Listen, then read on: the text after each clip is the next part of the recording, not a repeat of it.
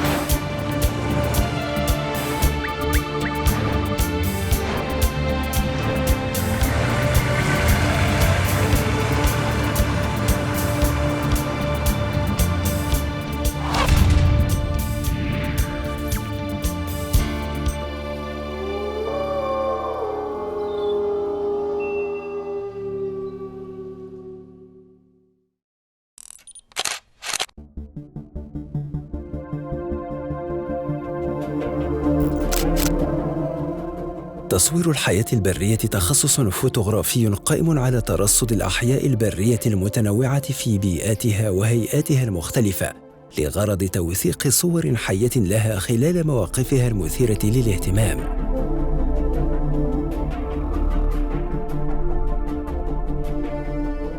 هواية تحتاج بعد شيمة الصبر وضربة الحظ إلى مهارات خاصة وإلمام بطباع الحيوانات، وإلى الدقة في اختيار الأماكن المناسبة لالتقاط صور جيدة في أوقات مناسبة.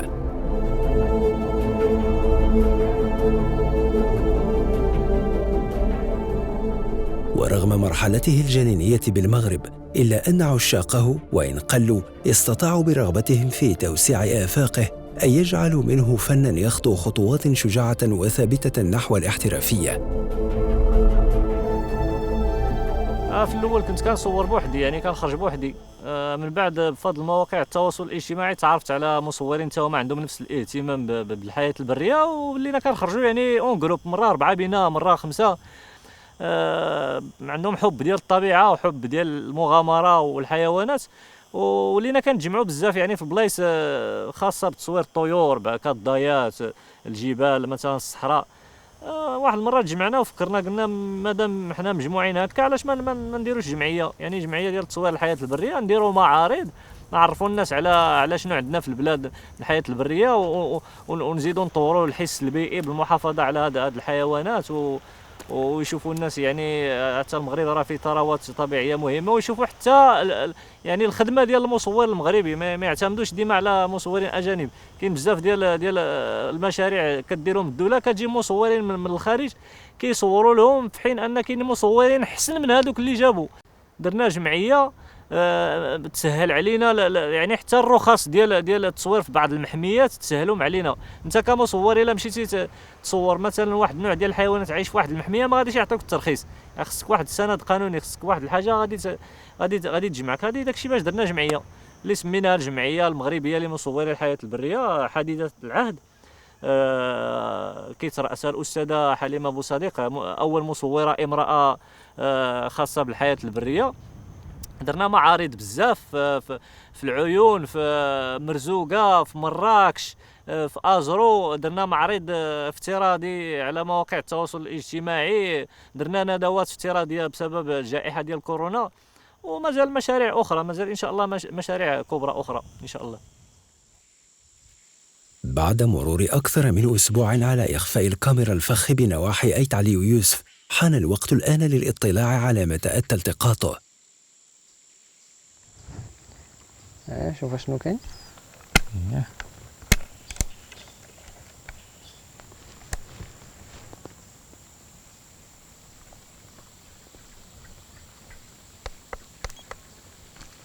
هذه لاجونيت، هذه لاجونيت، ولكن فيها شي حاجه ما بايناش.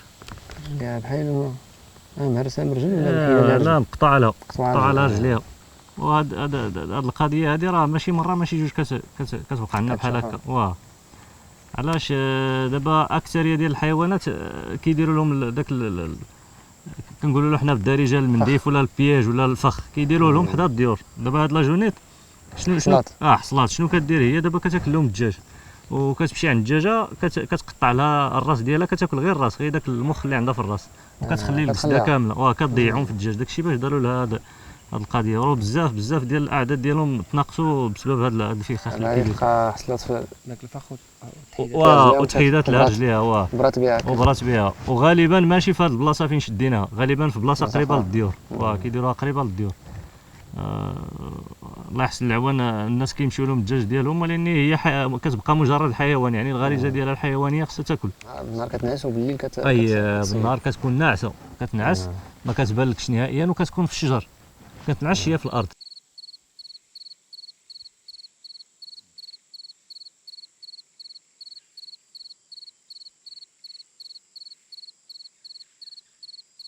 في ربيع شفت الحيوانات قلال في هذه المنطقه، والمغرب عموما ما كاين والو.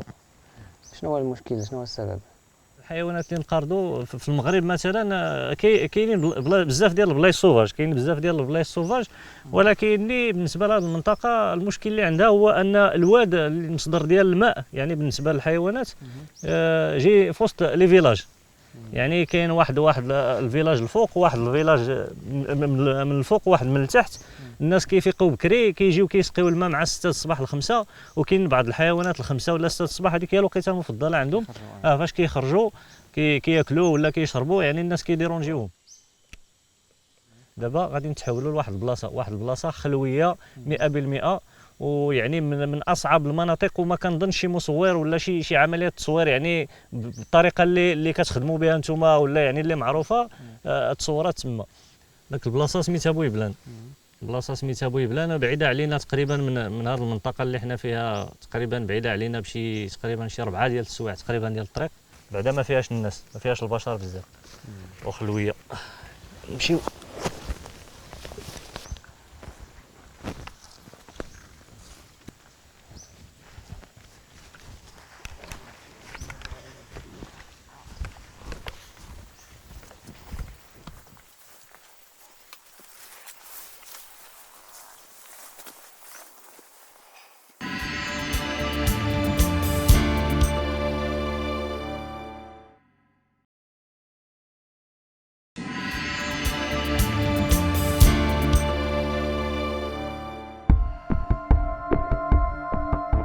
ولكم شغلنا حلم السفر إلى منطقة في الخاطر منذ زمان. تقاذفتنا المشاغل، وها نحن الآن بين أحضان بويبلان. هذا المنجم الإيكولوجي السياحي المستفز والمحفز لأحلى الأسفار.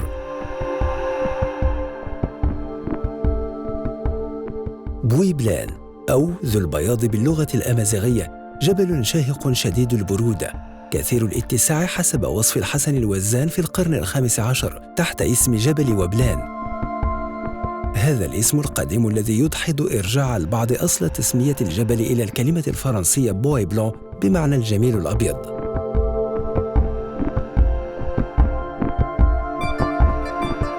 يممنا هذه المنطقة الواقعة على بعد حوالي 100 كيلومتر من تازة على مقربة من إيموزار مرموشة، والتي تتوزع بشساعتها بين عمالات ثلاث، وهي بولمان وصفرو وتازة، على ارتفاع حوالي 3192 متراً بقمة موسى وصالح.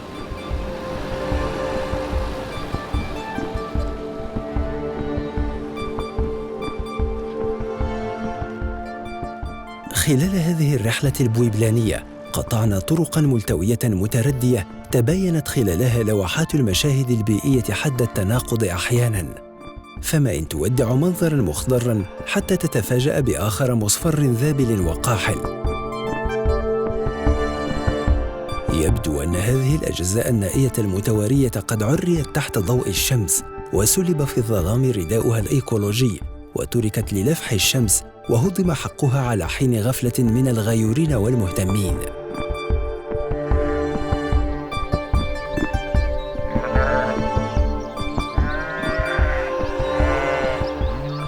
تسكن المنطقة قبائل أمازيغية أغلبها من أصل قبيلة وارين الكبرى، باستثناء قبيلة آيت الفرح من شرفاء الأدارسة حسب الروايات. معظمها تعيش على النشاط الرعوي وعلى بعض الزراعات المعاشية الخفيفة.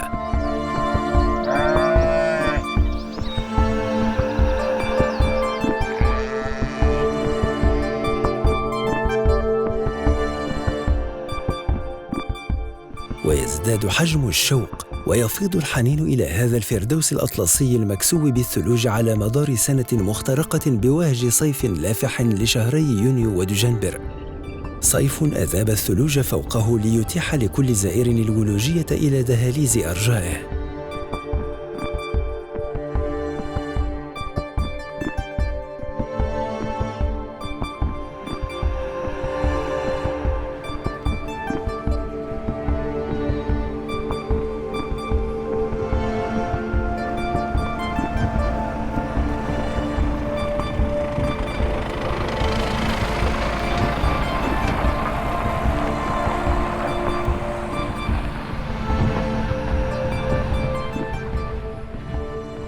تنعم هذه المنطقة الباردة بتساقطات مطرية وثلجية كثيرة، وبتربة من الحجر الجيري غالباً ساعدت على ظهور تشكيلات غابوية من أصناف متنوعة من الورقيات والصمغيات، يتربع على رأسها الأرز الأطلسي الشهير.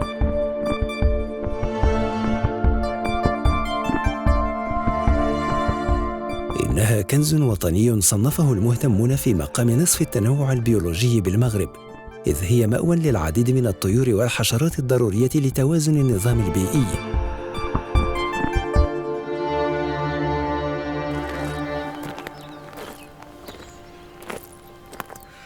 وهي أيضاً نقطة جذب سياحي بامتياز، ومصدر رزق للرعاة بما توفره تربتها من كلأ لمشيتهم، كما يستعمل خشبها في صنع أرقى الآثاث وأغلاه.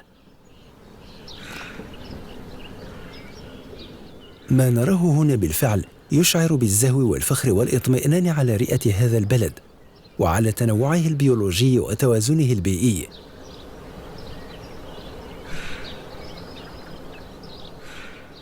لكن فجأة سرعان ما يصدمنا مشهد رديء وعلى طرفي نقيض تماماً لسطوح شاحبة منتحبة ونباتات قزمية أو مفتقدة تماماً. يبدو أن الغابة هنا ليست على ما يرام، ويبدو مما يبدو أن هذه المساحات الفارغة بامتدادها تحيل على فعل بشري طائش عنيف وغير بريء.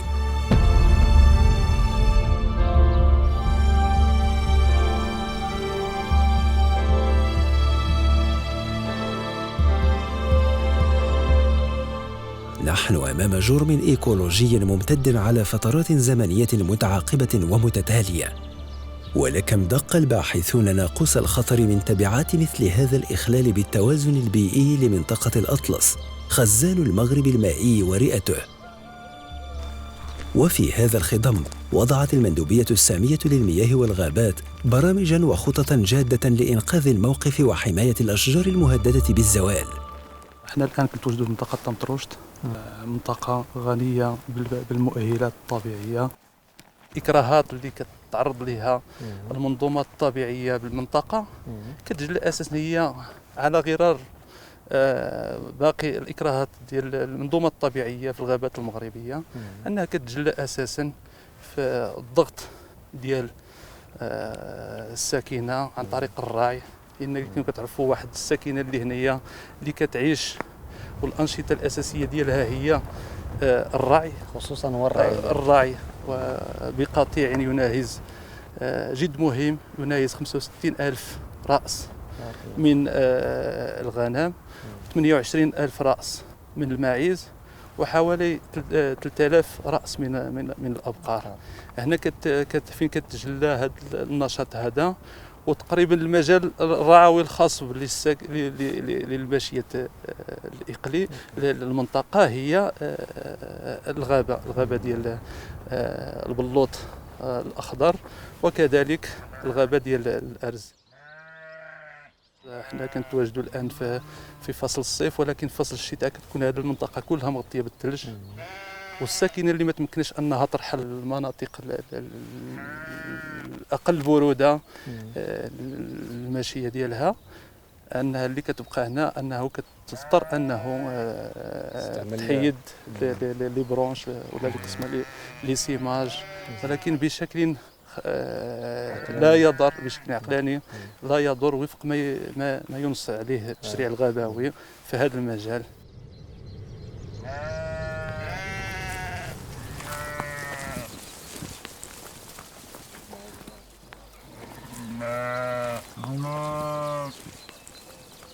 واحد جوج ثلاثة أربعة خمسة ستة سبعة ثمانية تسعة 10 11 12 13 ومازال كاين اللي هابطين.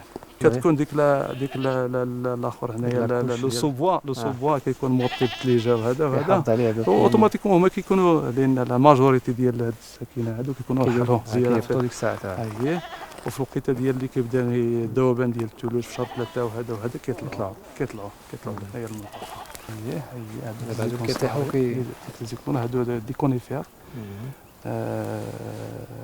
ديال لي كون ديال السيدر، يعني في الوسط ديالهم صغيور، وهنا كتشوفوا لي كون اللي هو كبير مع لا ريزين، غيزين سي لا غيزين سي لا كتلصق بحال كول 60 كول. هنا هاد لي زاتاك بارازيتير مالغري ان هاد العام ما كايناش ان اتاك بارازيتير ديال الطفيليات كبيره، بحال اللي كتشوف هنايا لو ديسيشمون ربما الي ديال ان اتاك بارازيتير. وفي هذا الاساس عندنا واحد الخليه جهويه اللي كتهتم بهاد صحه النباتات على المستوى الجهوي، وعندهم كاين واحد ان ريزو ويت عندهم دي بارسيل دي زانديكاتور دي بارسيل اللي كيفيزيتيهم شاك اني، كيشوفوا هاد لي كونديسيون هادي الا زار هاد كيدير لي رومارك ديالو مزيان وكيفليها ديك لا بارسيل كاع لي سين دو ديغراداسيون لي سين ديروزيون لي سين دو كيما نقولوا حنايا ديال الجفاف ديال هاد الطفيليات هادو كيديروا ان بون طرافاي. كاين واحد دوت بروتوكول كيديروه، وإلا لاحظوا من غير انه الا لاحظوا كاينه شي اتاك ولا كاينه شي شونجمون ولا مثلا داز حريقه هنايا لا قدر الله ولا هذا، راه اوتوماتيكمون هذيك لا بلاصيت هذيك راه كتكون ديترويت، راه كتحيد الصوره رومبلاسي. دونك هذه هي هذيك الاخر، وفيها اختصاصيين مهندسين اختصاصيين في لافيتياتري في هذا الشيء ديال صحه النباتات.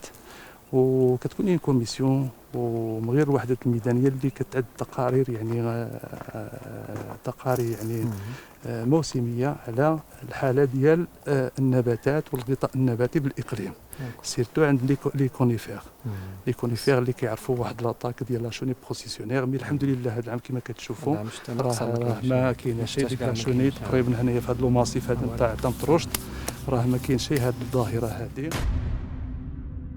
ليست التقلبات المناخية وحدها ولا الرعي ولا القطع الجائران وحدهما من يشكل الخطر على غابات بويبلان فحسب، بل إن هذا التراث الإيكولوجي أيضاً باتت تترصد ديمومته وازدهاره وتوازنه الحرائق التي أصبح يتعرض لها وبوتيرة مرتفعة أكثر من ذي قبل.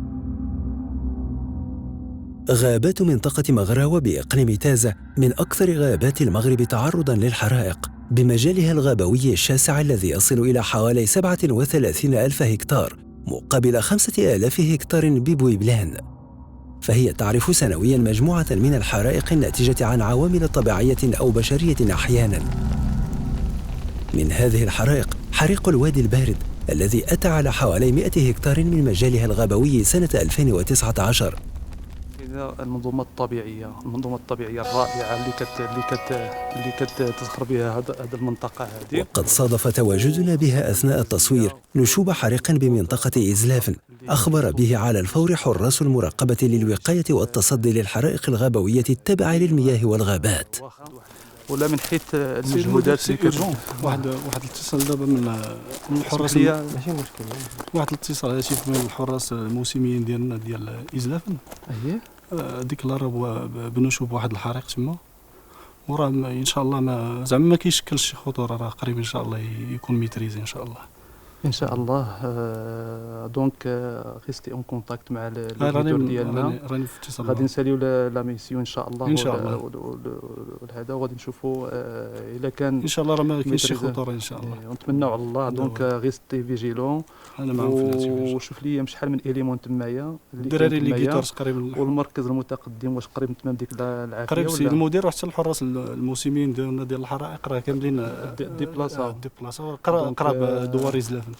ورغم ذلك خصنا لا ضروري حنا تاخذ الاخر ديال لي بريكوسيون ديالك وتعلم الناس ديال الوقايه المدنيه وتعلم حتى السلطه المحليه والاقليميه. وخاص دونك هذا هو اللي كاين، وتبع هذا راني معاهم كونتاكت.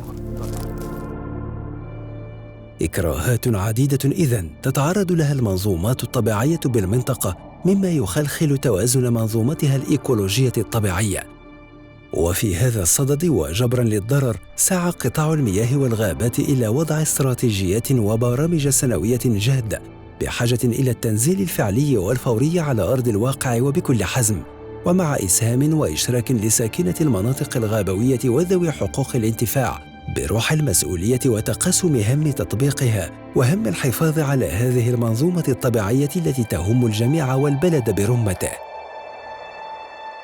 برنامج العشاري بالنسبه لهذه المنطقه هذه اللي كيمتد من 2015 حتى 2024 فيه مجموعه ديال الانشطه للوقوف الاكراهات اللي كتجلى اساسا في الحرائق الغابويه، لان منطقه مغروفه معروف بالحرائق باش كاين يعني كل صيف كتجلى واحد مجموعه الحرائق. وخير دليل على انه اثناء تصوير هذا الاخر هذا تفاجئنا بان حريق شبه بمنطقه إزلافن، ولكن الحمد لله انه تم التدخل في الوقت المناسب والسيطره عليه في زمن قياسي ودون احداث خسائر كبيره بالمجال الغابوي.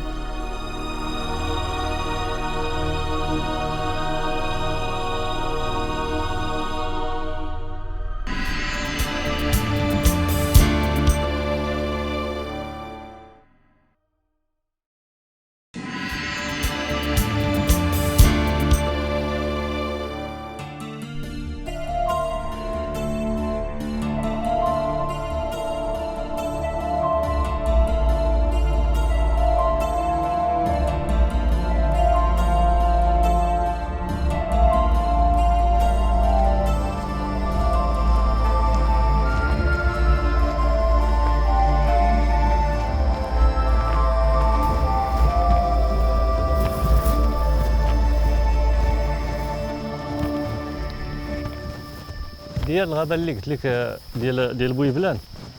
هذه المنطقه داخله نيت يعني في المجال ديال بويبلان، حيت بويبلان شاسع، وانت دابا راك كتشوف كيبان لك الفرق. والفراغ هي يعني الامكانيه ديال يعني نصادفوا شي حاجه سبيسيال طالعه بزاف، ممكن تكون حتى 90 كاع في المية. شنو هذاك الطير؟ بلاتي نشوفوا واحد الدقيقه. لابيس دي مغرب.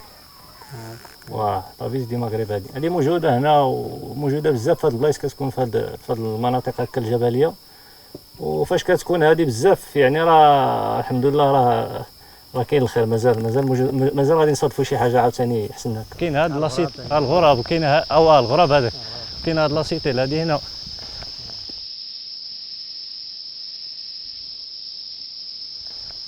لي بيس فيروس حتى هما كيكونوا هنا بزاف. هو واحد، انت شوف ها هو كلي.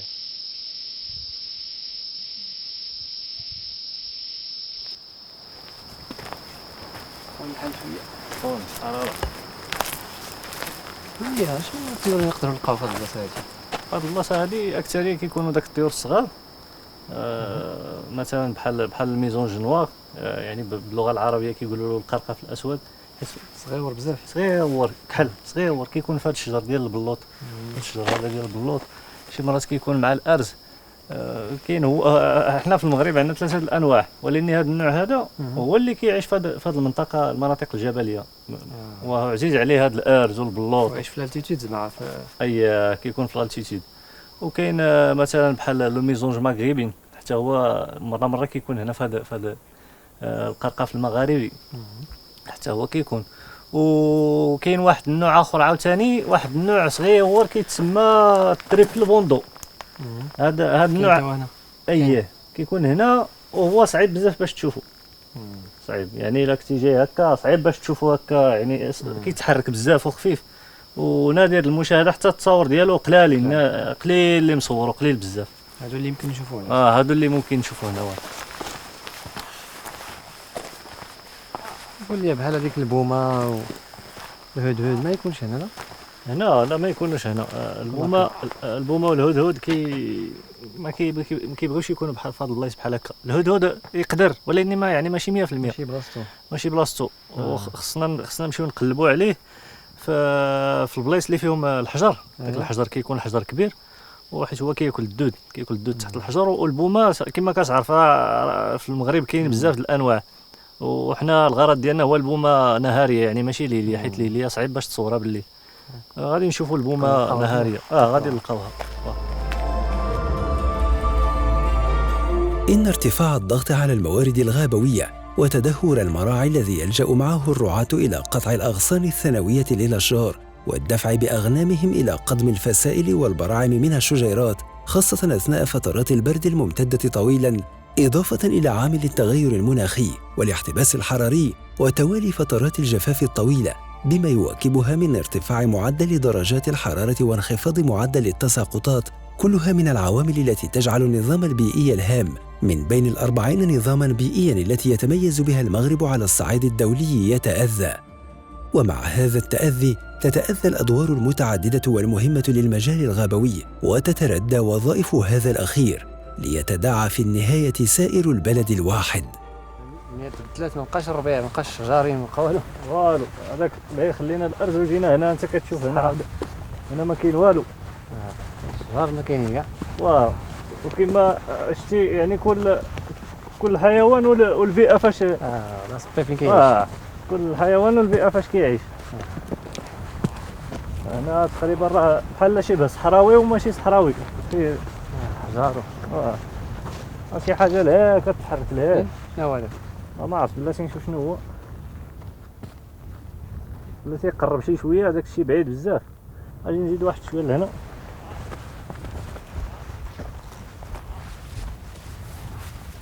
هنا حدا راه ليه حدا داك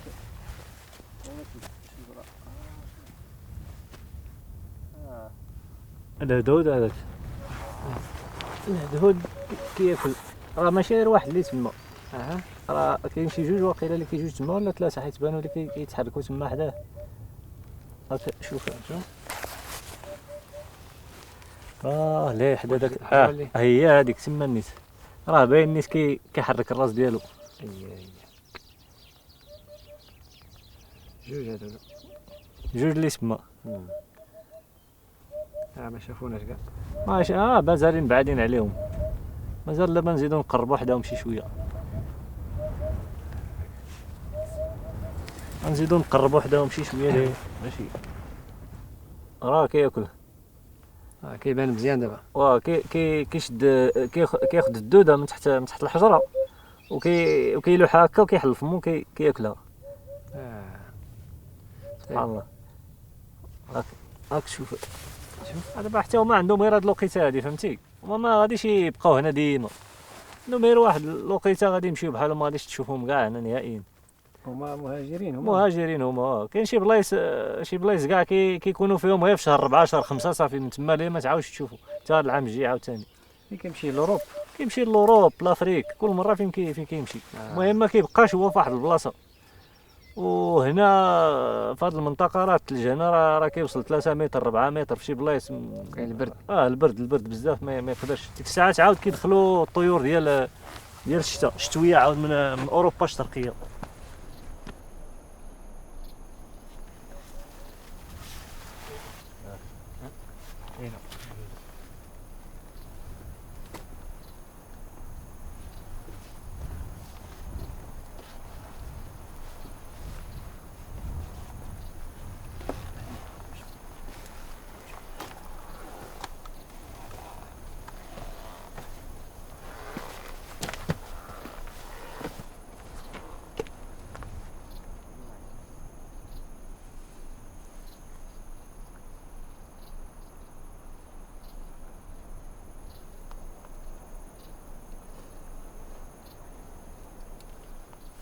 شوف واش تبان لكم تما.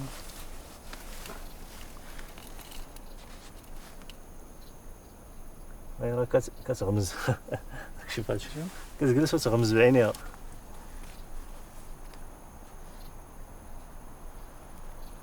كتدينا وتحنا. واه راه نشوف شي حاجه لهيه صغيره، كاين جوج بومات كاع كاينين تما. واحده اخرى ثاني. والله الا هي صغيره، كاين الفرخ ديالها هذا هكا. ياك لهيه. ياك لهاد الجهه حدا شي داك الحجره راه واقفه فوق منها. صغيره على هادي. شتيها. كاينه. قيله راه كتاكل شي حاجه ولا شتي كتتحرك. لا رجعت شي حاجه كلاتها ورجعتها. لاحظت شي حاجه من فما. هذيك راه الماكله ديالها اللي كتاكل. كتجمع داك العظام وداك الشيء اللي كيبقى وكتلوح وكتقير. رجعوا. دابا في المغرب عندنا بزاف ديال انواع البومات. كاينين بزاف، كاينين فيهم الليليين اللي كيخرجوا غير بالليل. البومه شنو هي الموكا؟ البومه هي موكا باللغه العربيه بالدارجه. الدارجه كنقولوا لها حنا موكا، وباللغه العربيه كيقولوا لها البومه. هي مقسمه بزاف د الانواع. مثلا كاينه الليل اللي كتخرج غير بالليل، وكاينه ديال النهار بحال هذه دابا اللي شفنا دابا راه ديال النهار. هذه بالليل ما تشوفهاش. لا بالليل ما كتخرج بالليل نادر. فين كتخرج كتكون حدا الشانطي حدا الطريق. كتصيد داكشي اللي كيدوزو عليه الطوموبيلات، داك الجدران وداك الزواحف اللي كيكونوا بالليل هي كتاكلهم. مازال جالسه ديك البومه الصغيره. هربات واقيلا. لا هربات مشات.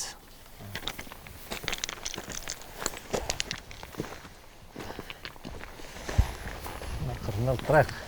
خرجنا للطريق. ندوزو من هنا نجيبو الدورة. شي مرات كتكون موكا مور داك الحجر اللي كيكون مور الطريق. ربما نلقاو شي موكا ولا شي حاجه. سي جامي. بزاف ديال الموكات كيكونوا في هاد لي فاليز، كيكونوا واقفين اكثريه في هادو اللي هنا لتحت. الطريق هادي فين غاديه؟ تيزي بوزعبل.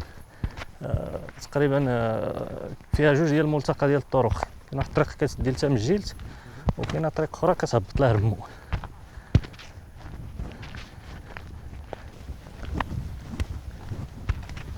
اجي ما يكونش شي غرضات ديال شي حيوان. داكشي اللي بان لي حتى انا بغيت نقولها لكم وانت تسبقني نيت. شوفوا ربما يكون ديال شي ثعلب ولا لاني حدا الطريق ما عرفتش. هذا الطريق هذا بزاف.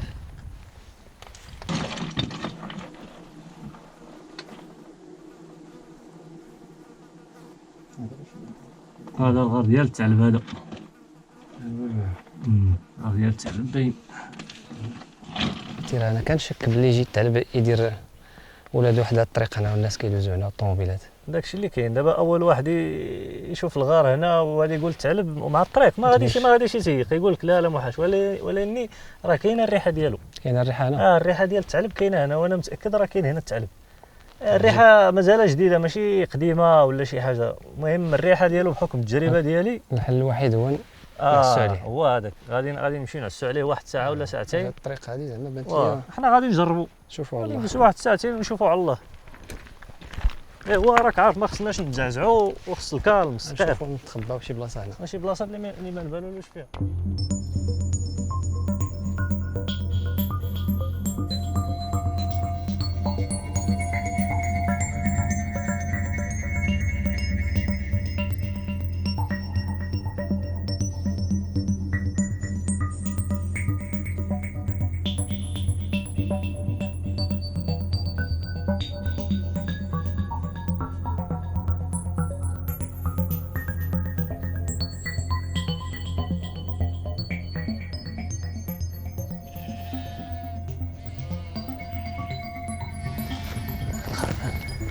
الخرفان دابا ما غاديش يخرج من الثعلب.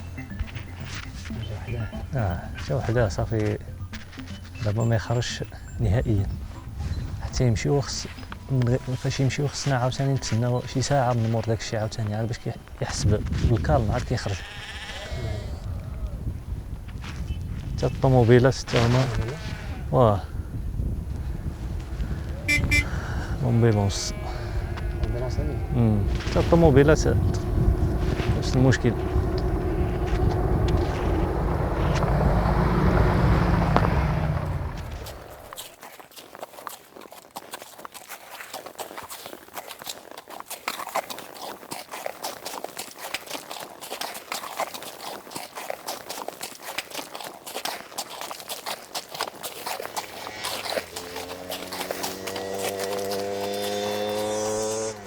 دابا راه دازت تقريبا شي 45 دقيقة نضرب عاود شي طلة نشوف. سير شوف الله الله. اجي والله الا كاين. اجي والله الا كاين. كيف شتي والله شتي كيف ما تحركش. ولكن راه كيشوف ما تحركش غير بشويه. شافنا طاير والله الا شتي. عرض اول مرة نشوف انا ثعلب داير الغار حدا الطريق. اول مرة راه قلت لك شي الريحه ديالو راه كاينه هنا. بان لي باقي صغير هذا ماشي كبير. هذا صغير وراه خايف. شتي كي كيدير راه كيشوف متردد. شتي الشوفات ديالو ديال الخوف والله الا العجب عجيب. داكشي باش واخا يعني التجربه ديالي طويله بزاف في هادشي ديال تصوير الحياه البريه. كل مره كتكتشف شي حاجه جديده في شكل. غادي شي حاجه كيشوف شي حاجه سمعتي. كيشوف شي حاجه الصوت ديال الكلاب. بحال شي كلب. الصوت ديال الكلاب. كلب واحد كيكبر غادي يهرب غادي يجري. لا غادي يهرب صافي. تخبى باش ما يشوفش. هاد الكلب غادي يضيع لنا كلشي. نعاود نتسناو واحد الساعه عاوتاني.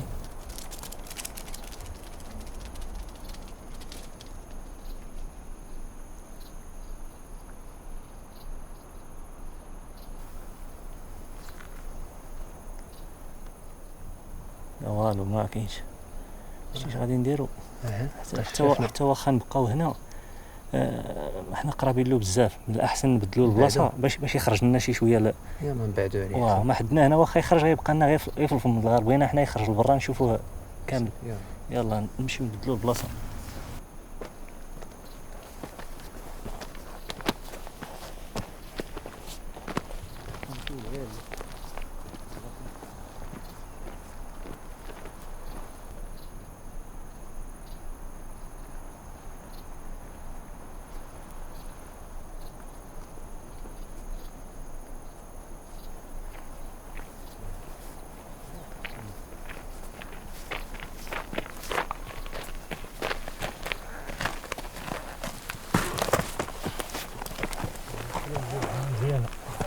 مزيانة وبعيدة. مزيانة وبعيدة.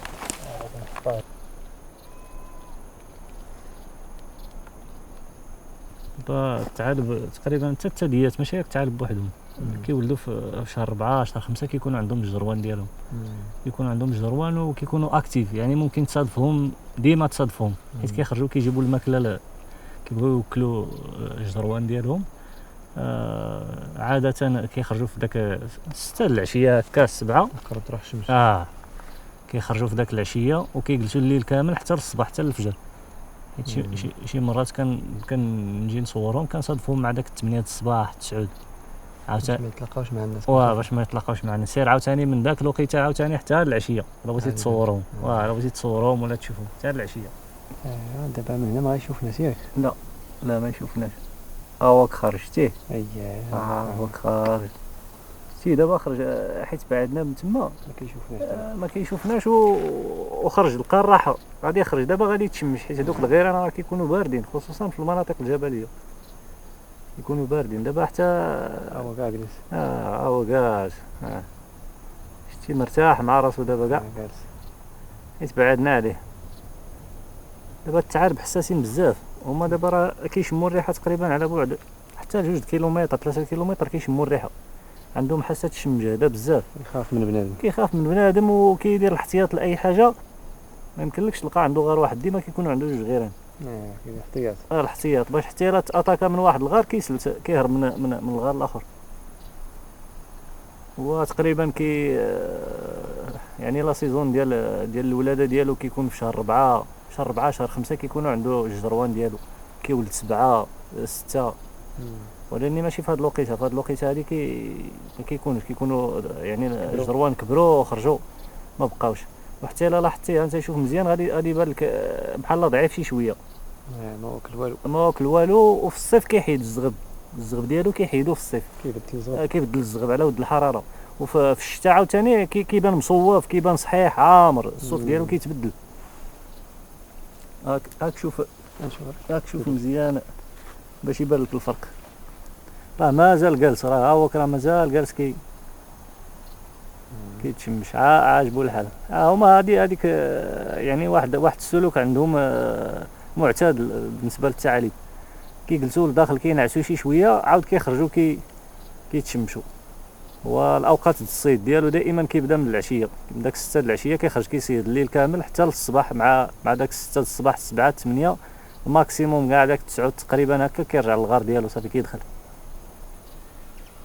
هو دخل راه شي حاجه سمع شي حاجه ولا شي حاجه برصاتو شي الرهيز هو شتيه الموتور هذا خلعوا هذا الموتور كيبقى يدخل ويخرج كيبقى يدخل ويخرج يدخل سير دابا اختار هاد البلاصه هادي ما عرفتش والله ما عرفتش. دابا سير عاوتاني فوقاش يخرج. راك شتي قبيله تسنينا تقريبا ساعه وزياد عاود ساعه وزياد. دابا عاوتاني الا بقينا هنا خصك تسنى بزاف عاوتاني، ومع الجو دابا هنا في الجبل كيتقلب دونك غادي نبدلوا البلاصه نشوفوا بلاصه اخرى وصافي. بلاصه اخرى عاوتاني ياك ما نصادفوا شي حاجه اخرى عاود ان شاء الله. الصغار ديال الثعالب يعني كنت كنتمنى الامنيه ديالي هو نصور الصغار مع الام ديالهم.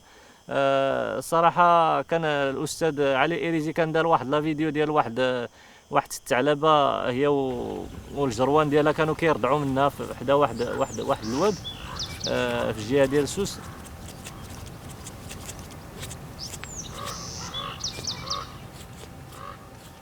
المهم الثدييات بصفه عامه صعيب باش تصورهم، هما سونسيبل بزاف ويعني الا بغيتي تصورهم خصك بعدا سيمانه توجد لهم مزيان، وما كيكونوش قرابين يعني فين كاينين الناس كيكونوا بعادين. يعني راه خصك دير لاطونط ديالك والماكله ديالك تقدر تجلس سيمانه كتقلب عليهم عاد باش ممكن تصورهم.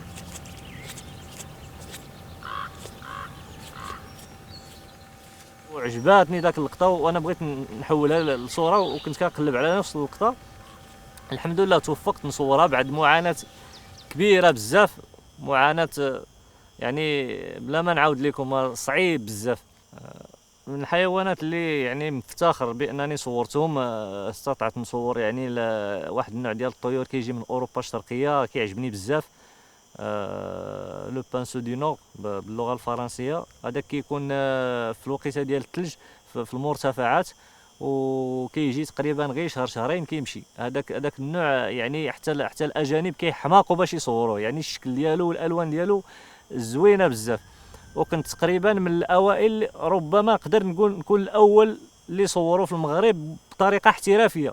كاينين صور ديال اساتذه وعلماء ديال علم الطيور كما قلنا في السابق كيصوروا تصوير يعني توثيقي، يعني ما عندوش غرض بالجانب الفني. انا كنركز على الجانب الفني وعلى الجانب التوثيقي باش نخرج بواحد العمل متميز واللي يشهدوا لي به مجموعه ديال المصورين. وكاين بعض انواع ديال الطيور. كاين مثلا واحد النوع ديال الطيور كيجي حتى هو مهاجر، كيكون غير في الجبل، لي غوزلان اي غوز باللغه الفرنسيه. هادوك كنت صورتهم ودخلهم في واحد الموقع بالاسم ديالي باول توثيق لهذا النوع ديال الطيور بالاطلس المتوسط الشرقي على ارتفاع تقريبا 2500 متر، في واحد الموقع ديال علماء الطيور دخلوهم بسميتي. كاين مثلا الذئب الافريقي الذهبي، الاكثريه صوروه ولكن يعني صور فوتوغرافيه، ما صوروش بالطريقه اللي خصو يتصور بها، يعني طريقه فنيه.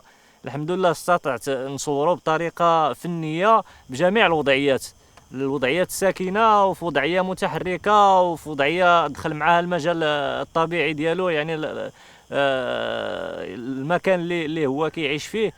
وعندي اعمال اخرى لحد الان مازال ما عرضتهاش، النيت ديال الذئب الافريقي الذهبي، مجموعات عايش في مجموعه.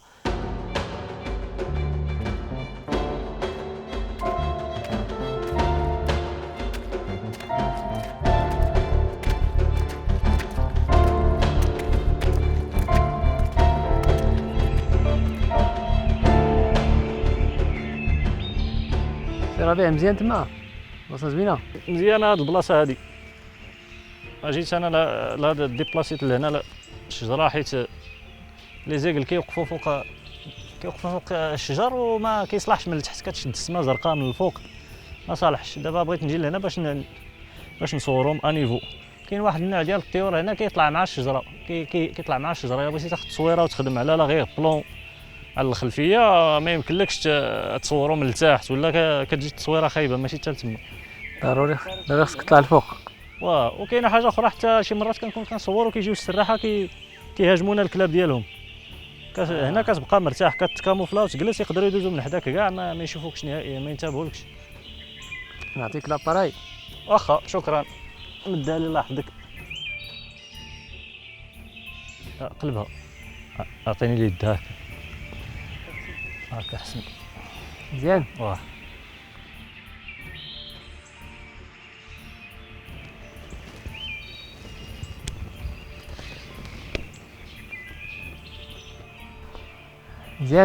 مزيانه. انا غنخليك. شكرا بعدا حيت ديتي لي الكاميرا.